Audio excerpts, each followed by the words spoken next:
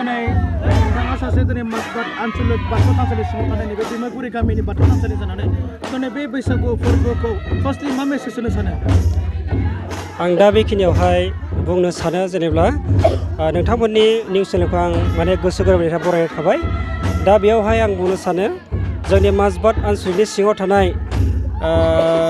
दैमागुरि गामिनि आं गामिनि नेहाथारि जानानै आं बेखौनो मेसेज होनो सानो जे बैसागु बोथोरखौ आङो सेथियावनो फोरमायनो सानो। माने बैसागु फोरबोआ जोंनि सेथि फोरबो। दा बे फोरबोनि गेजेरजोंनो आं बेखौनो गासै रायजो राजा बिथांमोननिसिम मेसेजखौ होनो सानो जे जों बैसागुनि आगु सेथि फोरबो बे फोरबोखौ जों माने रंजालि फोरबो हिसाबै जों मानियो। दा बेयावहाय बेखिनियावहाय जों बेखौनो आसा खालामो जों माखासे गावनि दुखु सुखु गासैखौबो बावगारजोबनानै जों माने गथ' गथाय लानानै उन्दैखौ अननाय आरो गेदेरखौ मान खालामनाय बे फोरबोआव जों बेखौ फालिनाय जायो।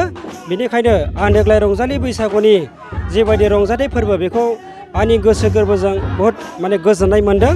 मानो होननानै बुङोब्ला जों दिनै मिथिंगाखौ माने लोब्बा लाखिनानै जिबायदि जोंनि साननाय जोंनि गथ' गथायखौ जों लाफानानै जिबायदि जों रंजाथाइ फोरबोखौ खुंदों बिनि थाखाय आं दिनै रंजालि फोरबो बैसागु फोरबोखौ आं ओरैबायदि माने आंनि गोसो गोरबोनिफ्राय आं साबायखर होनो सानदों।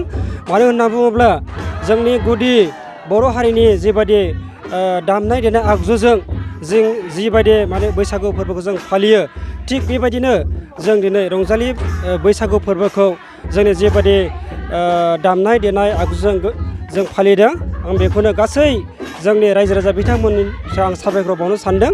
मानो होनना बुङोब्ला जोंनि रंजालि फोरबो बैसागु फोरबोखौ जों जिबायदि गावनि साननाय हनाय गियानजों आखलजों जों मावबोदों आरो जिबायदि साननायजों जों माखासे फोरबोखौ जों फालिबोदों बिनि थाखायनो आं गासै जोंनि उदालगुरि जिल्लानि जिबायदि सिङाव थानाय गासै आनसलिकनि जिबायदि रायजो राजा बिथांमोना रंजा बाजायै फालिदों आंनि गोसो गोरबोनिफ्राय आं बेखौनो थोजासे साबायखर बावदों। रंजालि फोरबोखौ माने मोजाङै खुंनायनि थाखाय आं बेखिनिखौनो दिनै बुंनाय थाबाय। मोनसे सोंथि खालामो नोंथांनाव दिनै नोंथाङा दिनै बे दैमागुरिनि सासे नेहाथारि जानानै बैसागु होननाय लोगो लोगो मोनसे गोसो सोलायनायनि सम फैयो आरो बेजों लोगोसे गोबाङानो सानो बैसागुबाल' उन्दैया गिदिरखौ मान बावनाय बाट बे नङा जेब्लाबो गोसोआव अरायथि थानांगौ। बेनि बेलायाव नोंथाङा मा एडभाइस होनो सानो? आं बेखौनो एडभाइस होनो सानो जास्ट माने जोंनि बैसागु बोथोरबाल' जों उन्दैखौ मान बावनाय आरो गेदेरखौ उन्दैखौ अननाय आरो गेदेरखौ मान बावनाय बे नङा। खिन्थु जों जेब्लायबो बिनि अनगायैबो बैसागु बोथोरनि अनगायैबो जों माने बेफोरबायदि हुदाखौ जों खालामनांगौ। अब्लासो जोंनि माखासे गथ' गथाय जोंनि सोलिफुनाय आंनि फिसा फिसौ गासिबो माने गियानजों बुंफबना बेखौ सानो। अनलि माने जोंनि बैसागु बोथोरावल' जेनेबा जों गेदेरखौ मान बावनाय आरो उन्दैखौ अननाय बे नङा।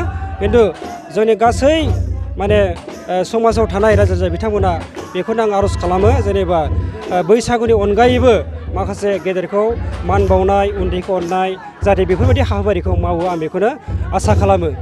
सोंथि खालामबावनो नोंथांनाव हायो बेजों लोगोसे आथिखालनि मुगायाव गावजों गाव एना एनि दा बेजों लोगोसे बोसोर गोदान फैबाय बैसागु बोथोर फैबाय गाज्रि आखुखौ ज्राब दोननानै गोदान आखु दानो थाखाय सासे बेक्तिया मा जानांगौ?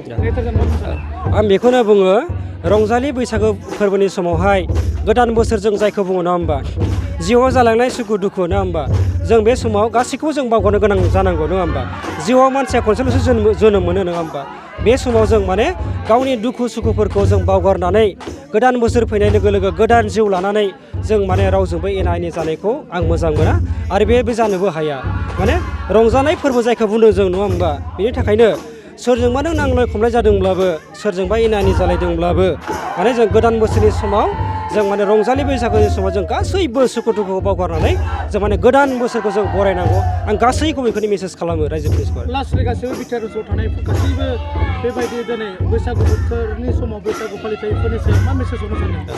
आं बेखौनो बुङो गासैबो जोंनि बिटिआरनि ओनसोलाव थानाय गासै रायजो राजा बाथौ सिबियारि बिथांमोनखौ आं बेखौनो बुंनो सानो जे रंजालि बैसागु फोरबोनि समाव जों रावजोंबो नांलाय खमलाय जायाथों मानो गासैबो जों माने रंजा खुसियै जों माने बेफोरखौ बारग' होनो हाथों होननानै आं माने मेसेज खालामो गासै रायजो राजा बिथांमोननिसिम आरो।